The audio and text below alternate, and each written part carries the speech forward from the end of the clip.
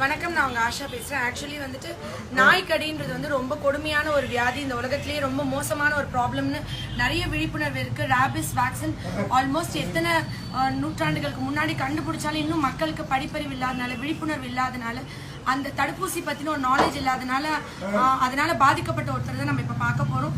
Especially ஒரு நாய் வந்து ஒரு மனுஷனை கடிச்சு புண்ணாகணும்னு தேவையில்லை.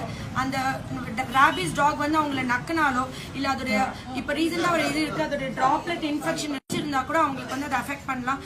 ஈவன் அந்த ட்ராப்லெட் அந்த சலைவா எச்சிலிருந்து பரவக்கூடிய அந்த ஒரு நோய் தான். இப்போ நான் ஒரு நண்பரை பார்க்க போகிறோம். அவர் பேர் ஆரோக்கிய சாமின்னு சொல்லிட்டு அவங்களுக்கு வந்து ஒரு 60 நாளைக்கு முன்னாடி நாய் வந்து லைட்டாக கீறி இருக்கு, எந்த தழும்பு இல்லை, புண்ணு இல்லை, காயம் இல்லை.